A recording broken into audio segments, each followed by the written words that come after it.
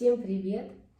Хочу сегодня записать видеообзор или как бы такой своеобразный мастер-класс по вязанию платья.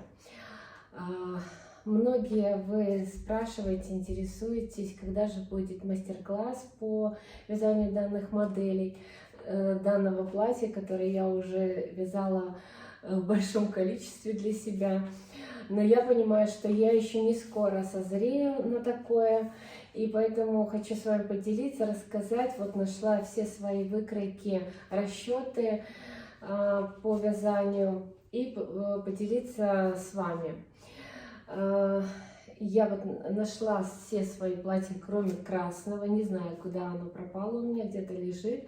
Но по технике выполнения, по расчетам, в принципе, плюс-минус там все одинаково. В первую очередь, что хочу сказать, сложность, особенность этого платья является в том, что все платья связаны на очень низкой плотности, на двоечке. И пряжа была выбрана слонимского комбината в 2 сложения. То есть вот все они выполнены на двоечке в 2 сложения. Но, по-моему, вот это вот я потом покажу, по-моему, в 3, но я потом более подробно остановлюсь на всех моделях. Когда я сегодня искала свои расчеты, я увидела, что на них даже написано какой-то год, 2011. То есть 10 лет тому назад я вязала себе эти платья. Ну и до сих пор я их ношу. Только что могу сказать по качеству пряжи. На мне сейчас вот этот вот то, что я рассказывала, что под бренд Moschino. Здесь я брала полушерстяную пряжу в 2 сложения. Здесь у меня пан, и видите, ну, может быть, не видно на камере, но он скатался. То есть, если это платье я могу носить и сейчас, то это я уже не ношу, потому что же вид такой непрезентабельный, хотя платье само очень красивое. Расчеты я потом все покажу в выкройке. Их я строила с помощью сервиса Moschino. Наверное, многие уже кто пользуется этим сайтом. Очень удобный. Сама я выкройку не умею строить. Как бы, и даже, ну, пока что я не хочу в это, вот, скажем так, погружаться, когда есть такой прекрасный сервис, как Moschino. Значит, все модели у меня приталенные, вот, не оверсайз, то, что я как бы не люблю. Ну, в принципе, можно иметь оверсайз, но это у меня, оно может быть 1-2 вещи, в основном я все делаю как бы приталенные. Ну и один нюанс, который я хотела бы дать совет, наверное, кто будет вязать на такой низкой плотности, ну, повторять такое платье там или даже джемпер какой-то, не используйте сразу темную нить, черную. Очень сложно. Хотя я очень люблю черный цвет, но когда вяжешь, очень сложно смотреть, вот, контролировать все петли, а тем более петли очень маленькие. И в этом будет сложность для глаз, очень тяжело будет. Ну и, наверное, можно уже перейти к самой технике выполнения. Значит, строила я за построение выкройку, я брала обычный джемпер, ну или как-то, ну, кофту, скажем так, с круглым вырезом, полуприталенный силуэт. Делала петельную, конечно же, пробу сразу и вбивала свои параметры и немножко корректировала их. И я вот не помню, был у меня контрольный какой-то, который не получился вариант, вот не помню. Возможно, что и сразу и что-то получилось. Вот первое платье, это которое на мне. Я все потом примерю, посмотрим. Что хочу сказать, что с чего я начинала. То есть я построила вот эту выкройку, вот этой верхней части. И, конечно, когда петли очень маленькие, то и выкройка строится, ну, с погрешностями, наверное. То есть очень сложно, наверное, рассчитать прям, чтобы тютелька в тютельку попала, все вот как тебе нравится. Именно что касалось именно по количеству рядов. И получались платья достаточно, первые платья достаточно длинными. И когда я пришивала юбку, то платье ну, было не моей длины, ниже колена, и как бы и распускать, и я еще тогда не умела, скажем так, уменьшать снизу, потому что начинала я отсюда вязать, снизу, ну вот вверх.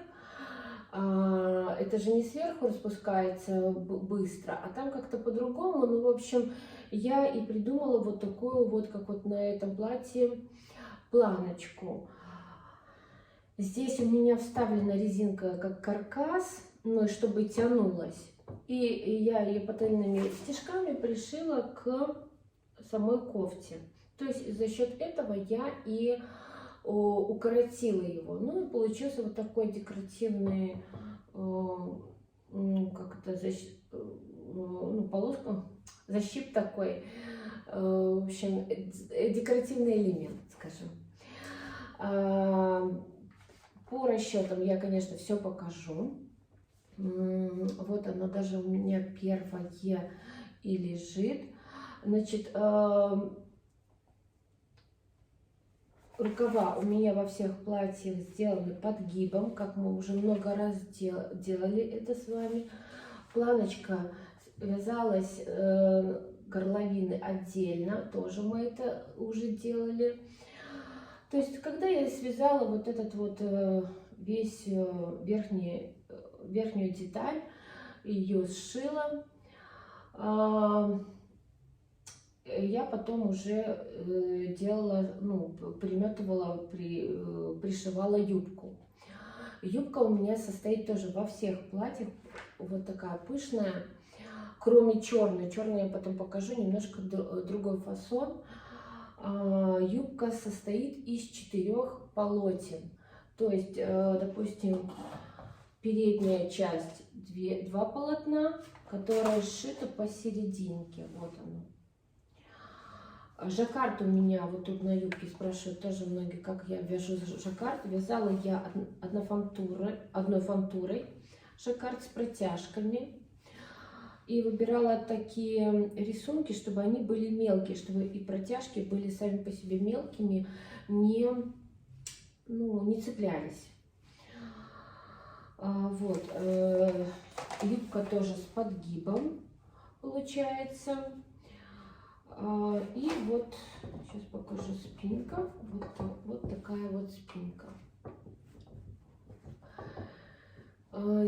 Здесь это с орнаментом, здесь у меня просто обычные полосочки были. Вообще легко это было делать, в плане никакого рисунка не надо. Сейчас я примерю на себе вот эту модель и перейдем. Наверное, вот я черную покажу. Она немножко по-другому выполнена. Ну и рукав я вбивала в точной тут у меня рукав. Хотя есть одна модель у меня, вот эта вот молочная, с регланом. Реглан я тоже очень люблю. Так, ну вот я уже переоделась. Вот это платье смотрится на мне так же, ну, мне очень тоже нравилось это платье, я его с удовольствием носила. Ну, только что оно скаталось вот так, вид не очень стало. Ну, и очень мне нравится вот это платье, и расскажу, тут юбка совершенно другая. И очень тоже я люблю вот такую юбку. И как же я, то есть верх то же самое, я рассчитывала как обычную кофту, вязала ее, здесь я даже как-то и попала в размер, в длину по рядам, то есть мне было достаточно. Но здесь именно вот эти две у меня как-то фалды, наверное, рюши, да, тут не видно. Наверное, вот так вот и не видно будет. Я потом поближе покажу. Сейчас, наверное, возьму камеру. расскажу просто сейчас более подробно, как выполнена эта модель. Так, ну вот поближе хочу показать вам, как не обращайте внимания, это вот очень близко и видно, что у меня кошка белая. Здесь я соединяла верхнюю часть с нижней, вот оно, и вот этот верхний ярус я вязала на всей игольнице, то есть получается и перед, и спинку на всю игольницу делала, получается, обычно прямым способом. А вот уже два нижних яруса, это у меня уже поперечное вязание. То есть, ну как это поперечное? То есть я перевернула, это вот так вязала, то есть с полосами. Ну, то же самое и вязала длинные полосы такие, получается по сантиметров 20. И здесь я помню, рассчитывала этот рисунок, чтобы получилось, входила в эту мою полосу и вязала ее длинной полоской. И это полностью пришивалось в одном месте, стачивалось. Ну вот, наверное, вы понимаете, да, что и немножко присобирала, чтобы получились вот такие вот рюши они, чтобы оно пышнее было. Чуть-чуть их как бы припосаживала на следующий ярус, то есть давала больше объем.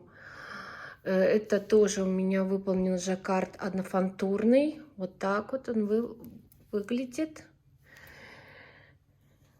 Ну, вот такое вот платье. Я его сейчас тоже надену. Очень оно красиво смотрится. Ну вот, я надела это платье. Вот так вот оно смотрится.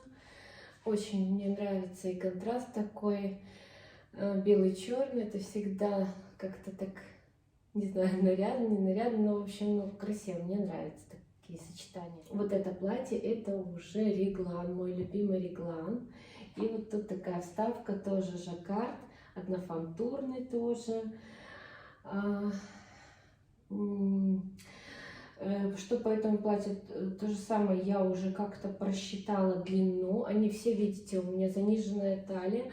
Мне, в принципе, нравятся такие заниженные талии, потому что если делать от талии сразу вот эту вот пышноту, да, то ты сразу как-то вот, ну, я сразу становлюсь такая более большая. Мне не нравится. То есть я более так чуть-чуть занижаю талию и здесь делаю вот эту рюш, такую объемную юбку. То же самое выполнена юбка из 4 частей. Практически одна часть занимала всю игольницу. Там где-то 90 петель я брала, 90, 0,90, где-то 95, 0,95. Тоже это слонимская пряжа. Так, а это, по-моему, сейчас скажу, это немножко поплотнее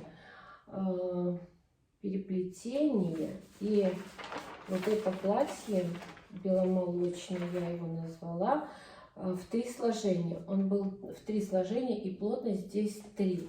Вот у меня есть тоже про него выкройка, я и покажу. Наверное, даже, может быть, и сразу покажу, чтобы мы вот посмотрели по выкройке. Так, вот, чтобы видно было. Возьму ручку. Так, ну что мы тут вот, вот так, да? Так, наверное, видно будет. Здесь, как я и сказала, ну вот петельная проба была. Плотность на машине 3, сложение 3. Реглан. И здесь вот по вот этим всем выкройкам рукава я вообще никак ни в одной модели не корректировала, потому что меня все устраивало. Да и здесь я все, скажем так, все вязала как по вот этим вот расчетом с этого сервиса. Только что, ну, конечно, помечала, где у меня рисунок, с какого начинается, по какой, то есть подчеркивала этим рисунком талию. Здесь высчитывала я горловину, которую, как мы уже много раз тоже с вами делали. Значит, горловина у меня цельная, только сшита с одного бока. Да. Получается, что вот я делала, и что у меня... Тут про юбку ничего не написано, но, наверное, я делала то же самое, как и везде по юбке. То есть, ну вот, можно посмотреть, какие параметры я задавала. Вот, то есть достаточно оно длинное было у меня. То есть вот и 3/4 рукав. Получается 84 петли я набирала сразу. Ну вот так. То есть, в принципе, очень пользоваться удобно этим сайтом, потому что ты знаешь, когда, сколько, что закрывать, и очень всегда красиво получается. Вот это Так, ставлю всегда четное количество петель, полуприлегающий силуэт. Тут тоже спрашивается, галочки ставить, не ставить. Вот тут ставила. Вот такие вот параметры, и вот такие вот у меня были расчеты по вот этому платью.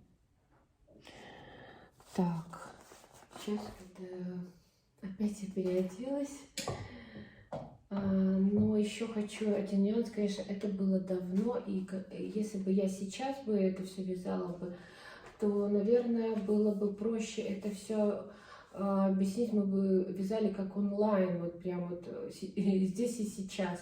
Но так как я говорю, я еще не знаю, когда я вернусь к этому вязанию именно данных моделей, то тут, конечно, если вы будете что-то брать по моим выкройкам, пересматривайте, как бы проверяйте, потому что вот даже, допустим, сейчас я немножко посмотрела, что у меня здесь, в этом платье, которое на мне сейчас, я написала, с 244 ряда идет рисунок. Но у меня, я здесь посчитала, что тут вот 30 рядов. То есть получается, что я все-таки уменьшала. Была она длинная, и я уменьшала под себя. Но, в принципе, я думаю, что уменьшить это не проблема. Тут главное, в принципе, тут нет и ни резинки, ничего. Тут просто, скажем так, юбка втачивается, пришивается к низу кофты, поэтому по длине уже тут не сильно важно. Тут главное, чтобы все садилось вот здесь, вот по рукавам шло хорошо. Здесь можно было бы даже немножко уменьшить вот этот вот сам рисунок, чтобы не заходил на грудь, может быть, вот так вот, может быть, обтянуть. Вот. Поэтому вот такие расчеты, что-то я помню, что-то я не помню, но сама идея, может быть, кому-то пригодится, может быть, что-то вы новое себе подчеркнете из этого видео, мне будет очень приятно. Вот. И что уже касается по этой модели, вообще у меня нет на нее никакой выкройки, наверное, я вязала по какой-то из этих. И здесь то же самое, видите, было оно длинное. Наверное, не все были длинные. Наверное, я их всех потом укорачивала. Хотя вот все вот здесь вот садилось очень хорошо. Ну, садится очень хорошо. А в длине почему-то они вот длинные. И сделала вот такую планку. Но она что-то со временем у меня, по-моему, треснула. Это я на кительной машине вот так вот их пришла. Конечно, это было такое сложное дело, подвернуть это платье. И скорее всего, что я делала, то есть сначала вязала полностью, пришивала юбку, а потом уже, когда я мерила на себе, я уже понимала, что здесь нужно укоротить. То есть, ну, убрать лишнее. Юбка мне оставалась, ну, нормально, мне нравится. А именно вот здесь вот слишком, допустим, вытянуто. Значит, оно где-то было бы вот здесь. Но это уже мне не совсем подходило. Я хотела сделать покороче. Вот. И, ну, я его не буду как бы реставрировать, это платье, потому что оно тоже пошло по катышкам, какой-то не сильно пряжа была не очень хорошего качества, и сама нить какая-то даже тонковатая, но тоже это был слонимский комбинат. Вот. Что касается первого, давайте теперь по поводу выкроек. Что касается вот этого первого платья, да, то, что я вам и говорила, что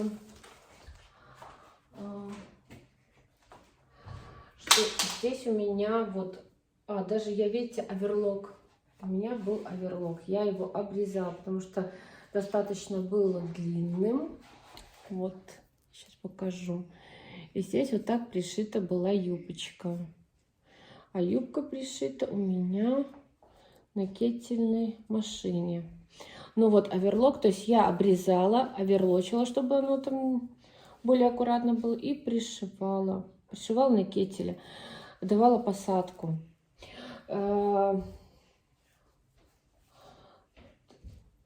Получалось, что... Получается, сейчас я возьму вот этот вот расчет. Именно это платье серое с розовым. Так, вот так, наверное. Да? Так, вот плотность на машине 2. Ага, тоже написано в 3 сложения. Значит, это тоже поплотнее в 3 сложения было. Розовая маскина в 3 сложения. Угу. Хорошо.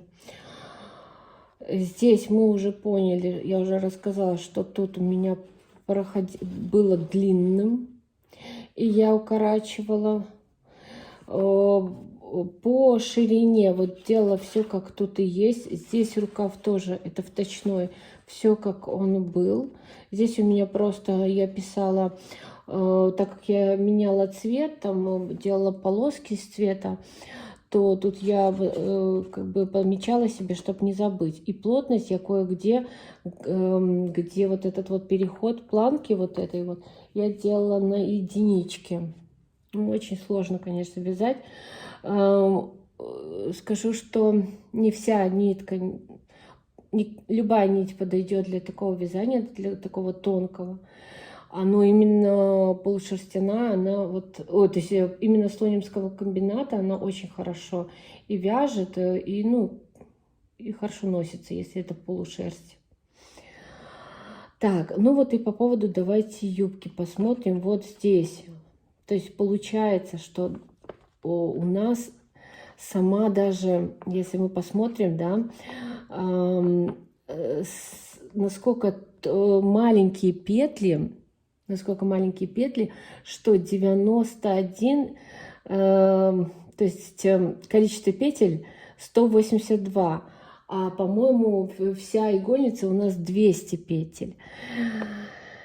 И вот прям на всю машинку, получается, и вязалась вот эта верхняя часть, да, 91,091. Как я уже говорила, что эти платья, они, в принципе, плюс-минус 5 килограмм, и, ну, то есть хорошо только, что они идут покороче, потом, когда растягиваются, если плюс 5 килограмм, например, они короче станут. Если, допустим, я худею, то они длиннее, то есть как бы стягиваются вот так. И по поводу юбки. Вот, юбка была рассчитана у меня как одна вот эта вот часть. То есть одна часть, то есть юбка состоит из 4 частей, которые я вязала практически на всю игольницу. То есть вот я тут и писала себе, что 90,090, 180 петель. Это одна только часть, а их было 4. Так, на плотности 2 это показано, что я вязала саму планочку, вот эту вот эту планку на плотности 2. И получается, что... ну и все остальное я тоже вязала на плотности 2. Вот. И написано до 190 ряда. 190 рядов. Связана юбка. Вот так. Так, это что касается вот этого вот расчета.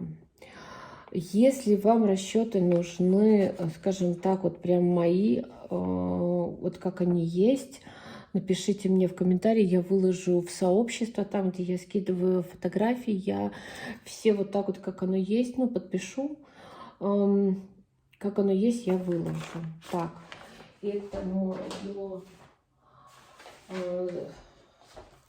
Вот это вот серая с белым орнаментом, который я самый, по-моему, в начале, не, ну, на манекене он был, по-моему. Здесь юбка была 90, 0, ой, 95, 0,95. То есть, получается, еще шире на 10 петель. Вот, то есть вот как бы вот такие вот мои эти расчеты. Но вот я что хочу сказать, один момент, конечно же, что все равно, даже если вы будете использовать мои вот эти вот выкройки или как-то ориентироваться по ним, то проверяйте все-таки, потому что, ну, в длину я не попадала в длину. Вот так. Ну, а вот это вот у меня это красное, которое я не нашла, но про которое вы все спрашиваете. Потому что у меня там видео есть на него. Просто это было на самом деле, ну, как бы первое видео такое я решила показать, как вдохновение какое-то. Тоже плотность тут у меня на 2 точка. И кофта в 3 сложения. А белая пан, оно толще, поэтому оно в 2 сложения. Я использовала нить. Вот, ну вот такие вот у меня расчеты были. То есть, то есть серое, а серое именно с орнаментом было все-таки в 2 сложения. Оно на самом деле и тоньше смотрится. И вот это вот, почему оно вот как-то и тоньше смотрится, оно в 2 сложения. Вот. Ну, вот такое видео у меня сегодня получилось. Если какие-то будут вопросы, пишите в комментариях. Также напишите, какое вам платье больше всего понравилось. И спасибо за просмотры и за лайки. Всем пока!